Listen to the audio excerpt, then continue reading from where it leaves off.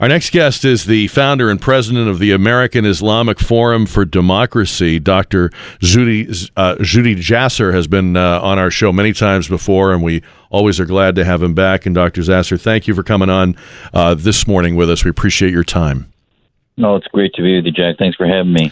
I hope I'm not remembering this wrong, but I seem to recall that you actually at one point recently replicated the action of Martin Luther and his famous thesis nailed to the door of the church. You actually went to a mosque, I think it was in Washington, D.C., and proposed reforms and put a sheet of reforms on the door of the mosque. Am I remembering that correctly?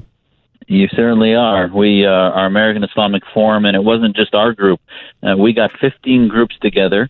12 of us that day went to the Saudi-funded mosque at Mass Avenue and taped a sheet of our Muslim Reform Movement declaration that called them to call for the equality of men and women, to condemn all violent jihad, to end the concept of the Islamic State, to end any sense of exclusivity that Muslims have for heaven, and all these other things that we think are essential if we're ever going to combat radicalization. And, And it's so. I'm so glad you brought it up, because this week is the 500th anniversary of the Christian Reformation, and we think that Islam has to go through a similar process, not only of theological reforms, but we also need our John Locke's and our James Madison's and others to begin to talk about the need to prevent the establishment of religion from government. How hopeful are you that is going to happen, and how many incidents like this does it take for that to happen? Well, I have to tell you, in the era of Trump, he came to be our president because of a sense that there's a swamp and we're working against the establishment. If America and the West continues to wait for the Islamic establishment globally to do this, I'm not very hopeful. It'll never happen. But if we continue to use the spirit of the Arab awakening, where you had grassroots viral movements that were protesting, and not only dictators, military dictators, but protesting the guys in robes and beards and the Muslim Brotherhood, the 10 million Egyptians that went to the streets against the Muslim Brotherhood, these Islamic movements, the Green Revolution in Iran in 2009, which the Obama administration abandoned. So I would say if America and the West can begin to take sides within the House of Islam, I get it. This is a Muslim problem that needs a Muslim solution, but there is a unique responsibility that the 3-4 million Muslims in America have. We can do things organizationally in our laboratory here in America that you just can't do in the Middle East. So America, I think, needs to start to weigh in on this, expect more from our Muslim population, avoid the political correctness that actually stifles the conversations we need to have, and begin to, I think, realize that this is even a bigger conflict globally than even the Cold War was. So, Dr. Jasser, let's be specific. If a person is listening to you and I right now, they're a Muslim American, they're offended and embarrassed by what happened yesterday, what specifically are you saying they should do?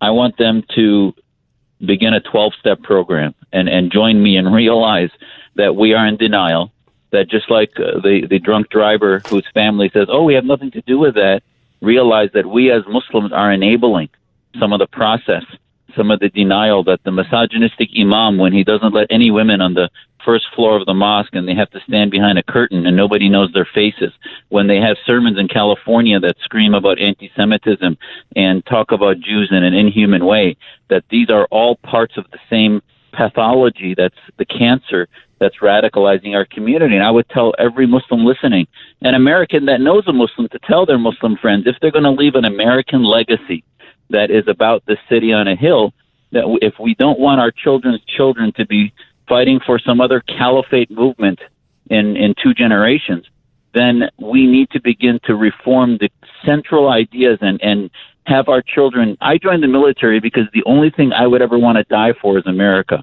If we don't want our kids signing up with the jihad to die for Islam, and we'd rather have them wanting to die for America, then we need to start working on deep reforms against every concept of the Islamic State around the world. I like the sound of that, but I wonder if you're being undercut by our politicians who are so quick to, offer the usual platitudes, and they're so afraid of being labeled Islamophobic that they are actually going to come out and contradict what you're saying. You're 100% correct, and they've been doing that over and over. It's insanity. We continue to approach this problem in the same way and look at things in American politics from a partisan perspective, which prevents the global conversation that needs to be had, to where the short-term allies against al-Qaeda, like the Saudis and others who might be with us against ISIS and al-Qaeda, in the long term, they're not our allies. They're not anti-jihad. Our real allies are in America, and yet the conversation, instead of even calling it bigotry against Muslims, they use even terms like Islamophobia, which I reject, because most of the establishment of the Muslim community in America doesn't want you and the rest of America talking about Islam. They want to call it a phobia against Islam, as if Islam has rights, which it doesn't. Islam is an idea. It doesn't have rights. Human beings, Muslims have rights. Everybody has rights, but the ideas do not, and Muslims should not get special treatment. Islam should not be protected from the same free-for-all that exists in American speech against Christianity, Judaism, and other faiths. And that protection is actually preventing the treatment of the central disease, which is political Islam. If we start doing what you're saying today, it will take a long time. In the meantime, what are we not doing, or what are we doing wrong that enables or allows something like yesterday to happen? Well, in the short term, you're exactly right. Some of the things we can quickly do is shift right now our largest agency in government is DHS, and their central axis is about countering violent extremism. We need to shift that to allow them to counter violent Islamism. These guys are not lone wolves, they're known wolves. And if we allow them to look at their social media platforms and allow them to enter mosques, the NYPD had a seminal paper on homegrown terrorism, which the Islamist groups and the de Blasio politicians in the world had removed from the construct of the public discourse because they said it made Muslims who were Orthodox feel uncomfortable. Well, we have to realize, you look at the pictures of this guy, he had a Salafi, pretty fundamentalist beard, which is typical of the more Orthodox in that community.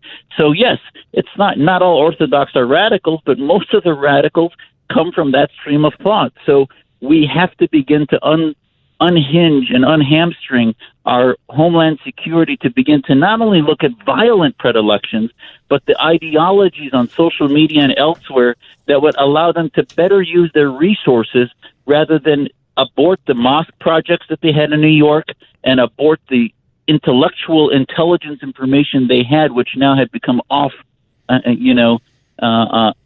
not permitted by de Blasio and his newer NYPD. Dr. Zuhdi Jasser, always appreciate your time with us. Thank you for being here today. I know it's a busy day for you. Everybody wants to talk to you, but thanks for making a few minutes. We appreciate it. Anytime. Thanks for having me.